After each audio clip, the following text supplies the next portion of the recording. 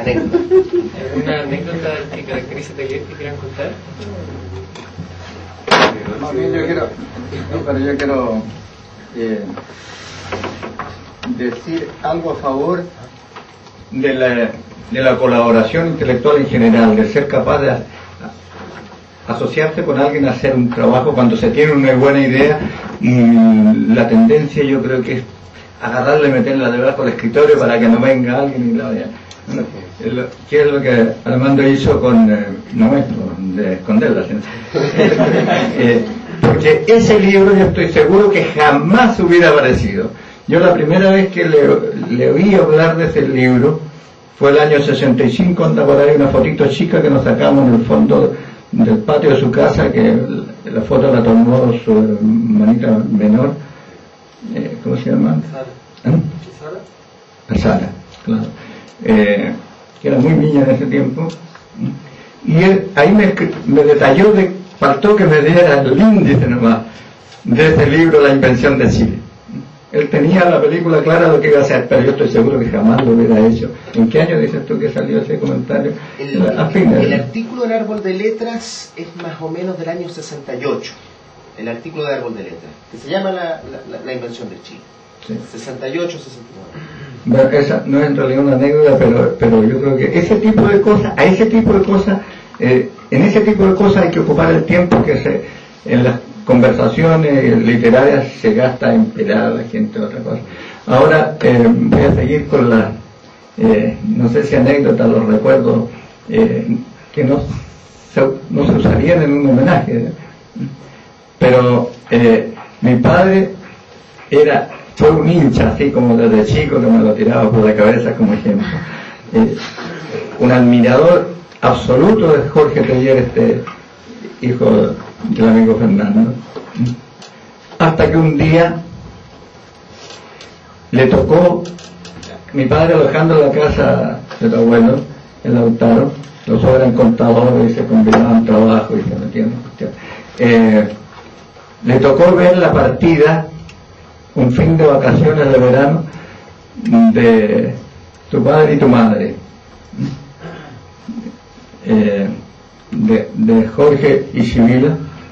Entonces los trenes en Chile nunca andaban muy a la hora, pero tampoco dan tiempo para tomárselo tan a la larga. Entonces había que levantarse temprano, seguramente pasaría, si venía de Temuco, pasaría a las 7 de la mañana, no sé. El hecho que había que hacer la maleta, ni siquiera hacerla, debe haber estado hecho algo, sacaron, había que cerrar la maleta. Y habían metido muchas cosas, las mamás siempre meten cosas en las maletas de los hijos última vez. El hecho que había que cerrarla, y por supuesto, Sibila confió en su señor esposo. Y fue absolutamente incapaz de cerrar esa maleta. Era esas maletas con un cinturón, con una correa en medio, qué sé yo, le daba vuelta y el sofá de bajarla al sacó cosas, después al ponerla se engordaba más. Y mi padre decía que, no sé, estarían las puertas, no se cierran mucho las casas de confianza, pero él dice, yo habría levantado, pero seguramente que a lo mejor no estaba ni en pijama, estaba en calzoncillo, como si levantar de la cama donde estaba mirando esta película, que estaba arriba al bajar la escala. El hecho que hasta que Sibila terminó de hacerse su afeite, pescó la maleta y la cerró. Ahí terminó totalmente la admiración de mi padre. No, él no concibió nunca que un poeta que era capaz de crear, que tenía toda esa capacidad creativa, fuera incapaz de cerrar una maleta. Yo traté de explicarle de todas maneras que esas no eran cosas, no eran prerequisitos, digamos, para el premio nacional, pero no lo convencí tampoco. Y yo creo que esta situación tiene que ver con la incomprensión no voy a decir del vulgo porque es ofensivo, de mucha gente con la vida de los poetas.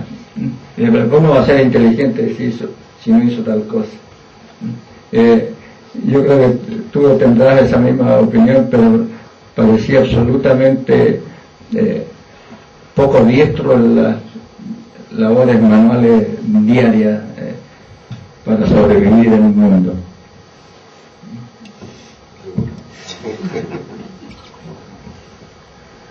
En general era poco diestro. Lo hubiera pasado mejor si hubiera sido más diestro. Tenía ciertas extrañas habilidades, como por ejemplo juzgar a la gente. Juzgar a las personas. Tenía ciertas habilidades para juzgar a las personas que a veces eran un poco ofensivas, pero generalmente la chuntaba dando el pronóstico, digamos, no viendo las cosas después. Entonces a veces lo utilizábamos para preguntarle qué le parecía a alguien. Ese era un uso práctico, y muchos usos prácticos no tenía. No tenía así, pero tenía buen ojo tenía un extraño ojo para determinar si algo estaba bien organizado o no para hacerlo, pero tenía buen ojo para determinar si estaba bien organizado y si iba a funcionar o no. Tenía ciertas habilidades que tenían que ver con la observación, fundamentalmente, porque siempre estaba observando absolutamente todo lo que pasaba.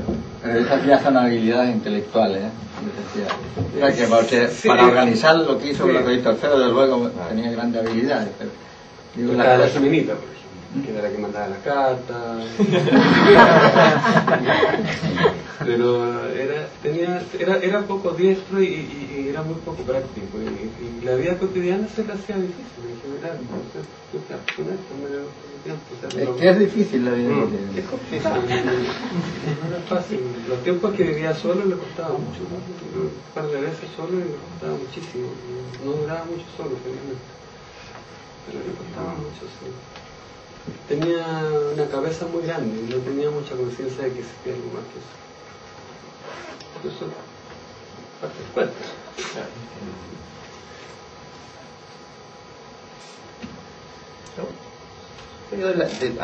De labores prácticas, yo me acuerdo cuando hicimos la invención de Chile, fíjate, igual me llamaba la atención la capacidad de Jorge para, a lo mejor lo hizo otra persona, en la Biblioteca Nacional, a veces ya yo iba a buscar este material y llegaba, estaba muy bien recortado.